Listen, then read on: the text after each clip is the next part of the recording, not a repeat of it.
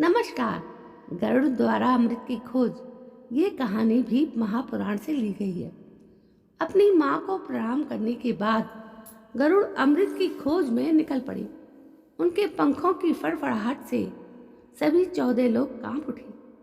निषादालय में पहुंचे, जहाँ निषादों का पूरा पूरा रस पीने के दौरान एक ब्राह्मण और उसकी पत्नी भी उनके गले में फंस गए। गरुड़ को तुरंत अपने गले में उनकी उपस्थिति का एहसास हुआ और उन्होंने उनसे अपने मुंह से बाहर निकलने का अनुरोध किया। तदनुसार वे बाहर निकल गए और गरुड़ को आशीर्वाद भी दिया, जो अपनी यात्रा पर आगे बढ़ गए। इसके बाद गरुड़ उस जंगल में पहुंचे जहां उनके पिता कश्यप तपस्या में लीन थे। उन्होंने उन्हें अपने मिशन के बारे में बताया और उनसे कुछ खाने के लिए अनुरोध किया। कश्यप ने उत्तर दिया, तुम एक तालाब देखते हो जिसमें हाथी और कछुआ बहुत समय से शत्रु बनकर रह रहे हैं। बहुत समय पहले विवाहवसु और सुप्रतीक नामक 2 भाइयों में पैतृक संपत्ति को लेकर झगड़ा हुआ था और जब झगड़ा चरम पर था तब विवाहवसु ने सुप्रतीकी को श्राप दे दिया था कि वो हाथी हो जाए। सुप्रतीक ने श्राप दिया था कि विवाहवसु कछुआ हो जाए। हे मेरे पुत्र गरुड़, तुम उस हाथी और कछुए को खा जाओ। अमृत के लिए तुम्हारी यात्रा सफल होगी। अब गरुड़ अपने पिता को प्रणाम करके तालाब से हाथी और कछुए को अपनी चोंच में लेकर आकाश में उड़ गया। उसके पंखों के फड़फड़ाने से उत्पन्न भयानक कंपन के कारण वृक्ष उखड़कर गिरने लगे। इसलिए गरुड़ को भोजन करने के लिए बैठने की कोई सुविधाजनक जगह नहीं मिली।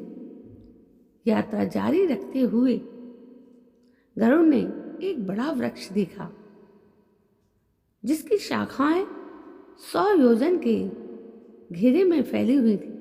लेकिन जैसे ही गरुड़ ने वृक्ष की एक शाखा पर पैर रखा, वो पेड़ से गिर गई। शाखा टूटकर नीचे गिर गई। उस टूटी हुई शाखा पर वालखिल्य नामक ऋषिगण सिर झुकाए तपस्या कर रहे थे। ऋषियों के गिर जाने के भय से गरुड़ ने पेड़ की फटी हुई शाखा को अपनी चोंच में पकड़कर उड़ना जारी रखा।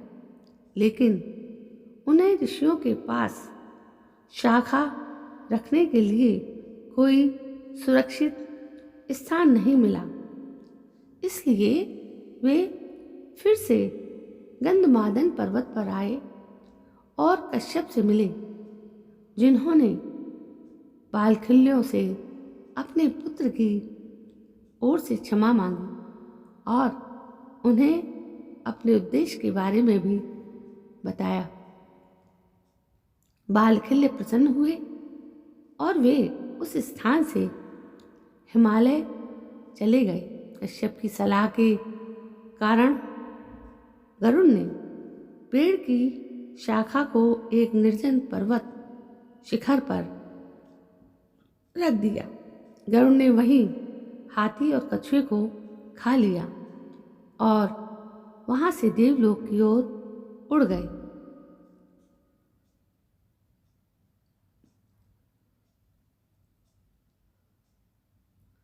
अब इसके आगे की कहानी है कि गरुड़ के आने से पहले ही देवलोक में अपशकुन दिखने लगे थे। इंद्र ने बृहस्पति से अपशकुनों के बारे में स्पष्टीकरण मांगा। बृहस्पति ने अपनी दिव्य आंखों से गरुड़ को अमृत के लिए देवलोक की ओर आते देखा और उन्होंने इंद्र को कश्यप और वल्खल्यों की तपस्या की शक्तियों से पैदा हुए गरुड़ के बारे में बताया। उन्होंने यह भी बताया कि वल्खल्यों के श्राप के कारण इंद्र को वर्तमान जैसी स्थिति का सामना करना पड़ा। इंद्र और अन्य देवता अमृत के पात्र पर पहरा देने के लिए तैयार खड़े थे ताकि सभी संभावित हमलों को रोका जा सके। कनाडा के जन्म के पीछे वल्खल्यों की तप शक्ति का हाथ था तथा वल्खल्यों के श्राप के कारण इंद्र को वर्तमान संकट में डालना भी एक कारण था। बहुत समय पहले कश्यप प्रजापति ने पुत्र प्राप्ति के लिए एक बहुत बड़ा यज्ञ शुरू किया तथा इंद्र और वाल्खल्यों को, जिनकी संख्या 60,000 से अधिक थी, कश्यप ने यज्ञ के लिए लकड़ियां एकत्रित करने के लिए नियुक्त किया था। वाल्खल्य केवल एक अंगूठे के आकार के थे तथा इंद्र, जिन्होंने बहुत आसानी से यज्ञ के लिए आवश्यक सभी लकड़ियां एकत्रित कर ली थी, उन छोटे वाल्खल्यों पर हंसे जो लकड़ियों के लिए छोटी टहनियां आज ले जा रहे थे। अपमान से क्रोधित वाल्खल्यों ने खुद को पास के एक अन्य स्थान पर स्थानांतरित कर लिया और इंद्र के विरुद्ध एक यज्ञ शुरू किया, जो इससे घबरा गए तथा कश्यप से सहायता मांगी, जिन्होंने फिर वाल्खल्यों के साथ शांति वार्ता की। उन्होंने अपनी यज्ञ शक्ति जैसे याज्ञिक शक्तियां भी कश्यप को हस्तांतरित कर दी और इस शर्त पर संतुष्ट होने के लिए सहमत हुए कि कश्यप के यज्ञ के परिणाम स्वरूप उन्हें एक पुत्र पैदा होना चाहिए, जो पुत्र इंद्र को हरा देगा। इस प्रकार कुछ समय के लिए इंद्र वल्खल्यों के क्रोध से बच गए। यज्ञ समाप्त होने के बाद विनीता कश्यप के पास आई और उन्होंने उसे एक पुत्र का आशीर्वाद दिया और कामना की कि वो असाधारण रूप से मजबूत और शक्तिशाली हो, और वो था गरुड़। तो गरुड़ थे कश्यप के पुत्र।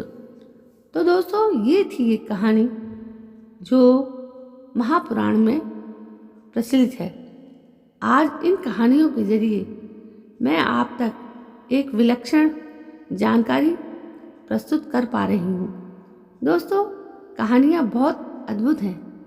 मुझे आशा है कि आपको ये कहानियाँ बहुत पसंद आएंगी।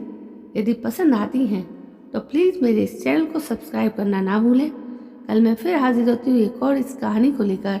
तब तक के लिए जय हिंद, वंदे मातरम।